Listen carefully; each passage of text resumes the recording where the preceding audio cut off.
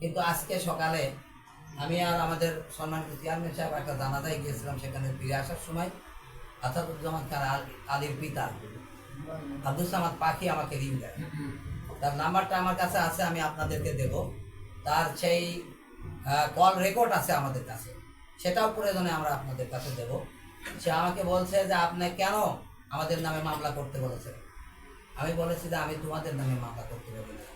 আমরা বলেছি যে যারা চাঁদাবাজি করে, যারা অন্যায় করে, আপনারা তাদের বিরুদ্ধে মামলা নেবেন এবং তাদের ব্যবস্থা করবেন। এতে আমাদের সকল দল আপনাদের পাশে থাকবে। প্রিয় সাংবাদিক ভাইরা, তখন উনি বলতেছেন যে আপনি জাকারিয়া মিলনের সাথে, এই বিয়াদব জাকারিয়া মিলনের সাথে আপনি গেছেন কেন? একটা নিকৃষ্ট লোক। আমি বললাম সাবধানে কথা বলো, আমি একজন রাজনৈতিক নেতা, সেও একজন রাজনৈতিক ব্যক্তি। আমরা কোনো রাজনৈতিক ব্যক্তির সম্মানহানি কথা আমরা বরদাস্ত করবো না। আমরা এইটা বরদাস্ত করবো না, তুমি এই কথাটা বলো না। তখন বলতেছে যে আপনাদের জামাত ইসলামের নিবন্ধন কিন্তু আর ফিরে পাবেন না। উনি আমাদের নিবন্ধন আটকায় রাখবেন। আমি বলেছি জামাত ইসলামের নিবন্ধনের ভয় আমরা আওয়ামী লীগের সময়ও করি নাই, এখনো করি না। জামাত ইসলামীর গতিতে আগায় যাবে। সে আমাকে বেশ হুমকি ধুমকি, আপনি দেখি কিভাবে এমপি হন। আমার দল আমাকে এই আসন থেকে এমপি নমিনেট ঘোষণা করেছে। তা আমি বলেছি জনগণ যদি আমাদের ভোট দেয় তাহলে আমরা অবশ্যই বিজয়ী হব। এরপরে আমার ভাতিজা মিলনের ব্যাপারে কিছু আবল তাবল কথা বলার কারণে আমি রাগারাগি করি, সেও আমাকে হুমকি ধুমকি প্রদান করে। এই হুমকি কথাটা আমার সাথে মোটরসাইকেলে অনেক লোকজন ছিল, তারাও শোনে, এলাকাবাসীও শোনে। আমরা বিষয়টা অবহিত করি আমাদের পৌর উপজেলা বিএনপি সম্মানিত সদস্য সচিবকে, আমাদের লুৎফর রহমান ভাই। তার কারণে আসেন নাই, আমরা এখানে বসেছি এই অফিসেই। ওসি সাহেব এসেছে এই কথা শুনে, আমার সবুজ ওসি সাহেবকে রিং করেছে। ওসি সাহেব এসেছে, ওসি সাহেবকে কোথা থেকে রিং গেছে আমাদের জামাতের কর্মী আকমল হোসেনের বড় ভাই আয়ুব আলী। ওসি সাহেবকে কেউ রিং দিয়েছে যে আয়ুব আলীর বাসাতে আলীর নেতৃত্বে অস্ত্র শস্ত্র দিয়ে ওর বাসাতে হানা দিতে যাচ্ছে। এই কথাটা শোনার পরে এলাকার লোকজন সেখানে চড়াও হয়েছে। প্রিয় এলাকাবাসী, প্রিয় সাংবাদিক ভাইরা, আলীর কিছু অপকর্মের বিষয়টা আমি আপনাদের কাছে তুলে ধরতে চাই। দুপুরের পরেই যেই চরটা, এই চরের বালু উৎপাদন করা হয়, আসাদুজ্জামান আলী ছাত্রলীগের ক্যাডারদের নিয়ে যায়। তার সাথে যারা বেড়ায় তার অধিকাংশই ছাত্রলীগের সাবেক ক্যাডার। তারা 5 আগস্টের ছাত্রলীগের নেতা। তারা যদি আব্দুল সামাদের সাথে থাকে, তারা আব্দুল সামাদের সাথে গিয়ে সেখানে চাঁদাবাজি করে বিএনপির নেতাদেরকে মারধর করেছে।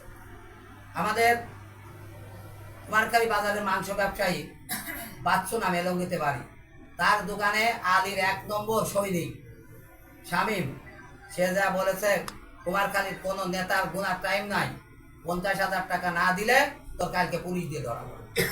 এরকম হুমকি দেওয়ার পরে তারা আমাদেরকে জানালে আমরা প্রশাসনকে বলেছি, আমরা ওদের বলেছি আপনারা চাঁদা দিবেন না। চাঁদা দিই নাই। প্রশাসন যখন একটু তৎপরতা গেছে, আলী এসে এদের সাথে আপোষ করেছে যে ভাই ওরা ভুল করছে, এটা আপনি এ নিয়ে কোনো ইয়ে করেন না। 2 দিন পরে শামীমের নেতৃত্বে শামীম নিজে পুলিশ নিয়ে বাচ্চুর বাড়ি ঘেরাও করেছে। পরে আমি ওসি সাহেবকে বললাম যে বাচ্চুর বাড়ি ঘেরাও করা হলো কোন কারণে, তার এলিগেশন কি, এটা আমাদের জানান। সে যদি অপরাধী হয় তাকে গ্রেপ্তার করেন, সে যদি কোনো পদে থাকে তাকে গ্রেপ্তার করেন, কিন্তু কোনো নিরীহ লোক আওয়ামী লীগ করলেই গ্রেপ্তার করবেন এটা হবে না। আমরা কোনো নিরীহ লোকের প্রতি নির্যাতন করতে আমরা দেব না।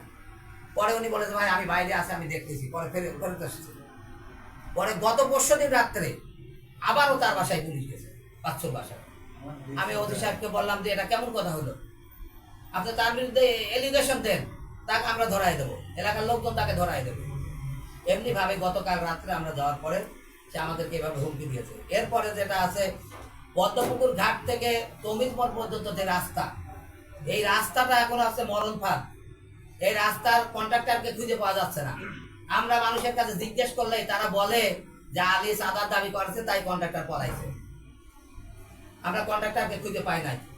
এই আলী এবং পাখি, আমরা ইয়নো সাহেবকে বলেছি, আমি ওসি সাহেবকে বলেছি এই রাস্তাটা মরণ ফাঁদ। স্কুলের ছাত্ররা সাইকেল নিয়ে আসতে গেলে ওই কুয়ার পার উঠে সাইকেলের চাকার থেকে পড়ে অনেকেই আহত হয়েছে, অনেকেই কেটে গেছে। যারা আহত হয়েছে আমি তাদেরকেও আপনাদের দেখাতে পারবো ইনশাআল্লাহ। এই রাস্তাটা এভাবে পড়ে আছে দীর্ঘদিন। এই এলাকার মানুষের ভোগান্তির শেষ নেই এই রাস্তার কারণে। কিন্তু আমরা শুনতে পেয়েছি আব্দুল সামাদ খান পাকির চাঁদাবাজির ভয়ে এই কন্ট্রাক্টর পালাতক রয়েছে। প্রিয় সাংবাদিক ভাইরা, এরপরে আমরা যেটা কুমারখালীর ইথানে ভাসে, যেটা কুমারখালীর সমস্ত মানুষের মুখে মুখে একটা কথা, জগন্নাথপুর ইউনিয়নের বর্তমান চেয়ারম্যান আব্দুল্লাহ বাকি বাচ্চা, তাকে জোর করে উঠাই নিয়ে এসে আমরা শুনেছি তার কাছ থেকে 1.5 লক্ষ টাকা নেওয়া হয়েছে। আমাদের সদক ইউনিয়ন বা জগন্নাথপুর ইউনিয়নের সাবেক চেয়ারম্যান ফারুক খানের মোটরসাইকেল ছিনতাই করা হয়েছে।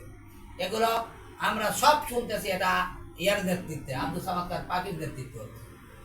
প্রিয় সাংবাদিক ভাইরা, এরপরে সবচাইতে ন্যাক্কারজনক যে কাজটি হচ্ছে, বর্তমান সময়ে অপারেশন ডেভিল হান্ট চলতেছে, আপনারা তো জানেন।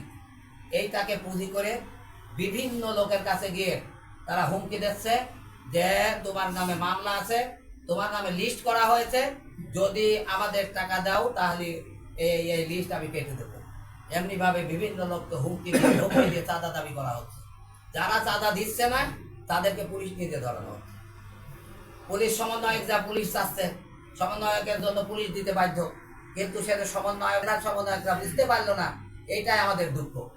প্রিয় সাংবাদিক ভাইরা, এই অবস্থা যদি কুমারখালী চলে, তাহলে কুমারখালী সাধারণ মানুষের